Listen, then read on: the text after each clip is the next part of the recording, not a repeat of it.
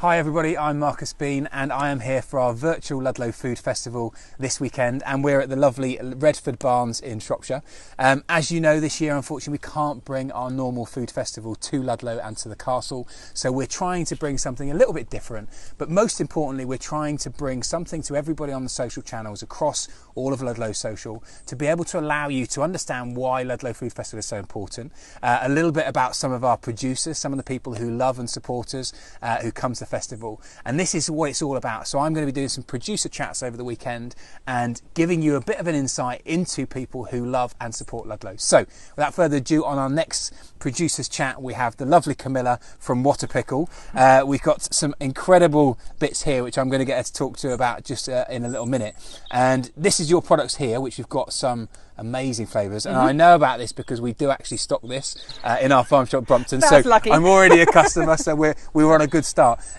But how did you start in the business of making chutneys and pickles and all? Because you do everything; it's not just chutneys and pickles, is it? So we've got a few. So we now have got a few mayonnaises that we've added to our range about 12 months ago. But it sort of started about 12 years ago. My children were all quite small.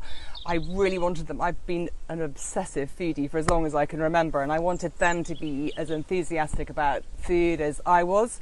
And chili was just, 12 years ago, it was just people were sort of the hot chili sauces were sort of starting to become popular. And I started with the tomato chili jam, which was the initial product, and that was the product I did just on its own for quite a few years actually. And it was done to get my children to like chili.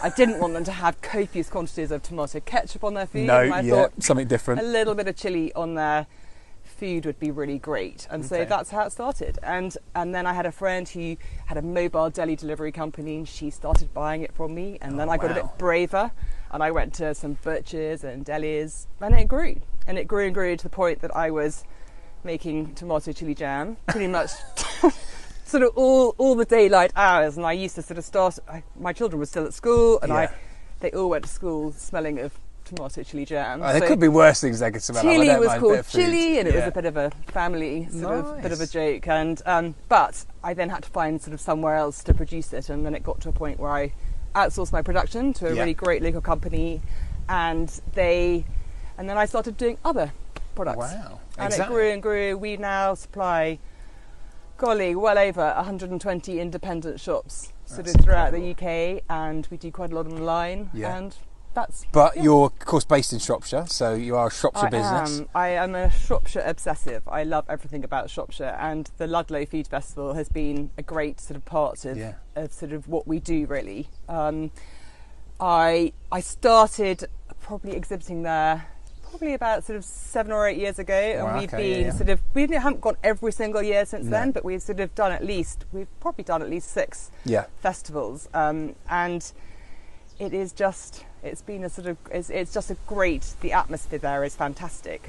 We time a lot of our new product launches now to coincide with the Spring Festival and the Autumn Festival, and that really works well for us. Well, a lot of time what we find, with obviously chatting to producers as well and everybody who's involved with Ludlow Food Festival, is the importance of that connection to the customer. So like you were saying earlier, you create and start a new little business. It starts quite small and then it becomes bigger, and you're always working every hour, and it becomes a bit of a zone where you just feel yourself working all the time, and you don't always have that connection with the customers. And I suppose what's so important at Ludlow, and what we've found with chatting to producers, is actually it's a chance for you as a producer to be there and talk and be passionate about your product and tell people about it. But also I suppose over the years as well, probably you demonstrating, you probably had new customers come, and actually business has been developed, and you've built connections and friendships over that period of time as well. Completely. It is that opportunity to talk to the customers, and you get that absolute first-hand reaction, and that is so important. So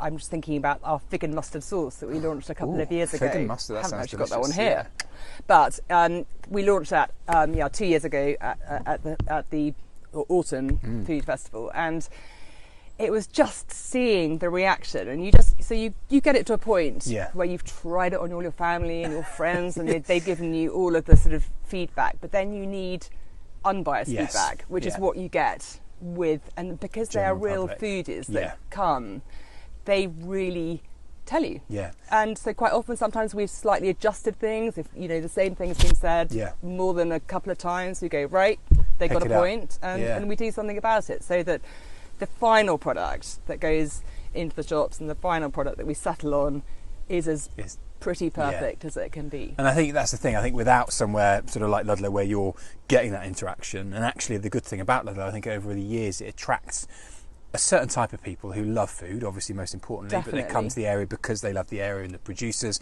and the fact the town and all the buzz. But also as well, it brings writers, it brings chefs, it brings creatives, it brings all sorts of different people. And you know, and I know when I cook as well, that, you know, if someone doesn't like something, they're quite open in that. They'll come and say it, but actually that's really good from a business like yours. Completely constructive. Yeah, so you can take that, and like you said there, you take a couple of things. Actually, if a couple of people said it, well, okay, we can take that on board and we can change it that. And I think that's the great thing about, like I say, seeing a business like yourself that's in Shropshire, that is producing stuff that's, you know, a little bit different, but also as well, it's about, you know, you've started small and you're growing. And actually now, you know, you're not only based in Shropshire, you're supplying lots of different people around the country, and it's great to see.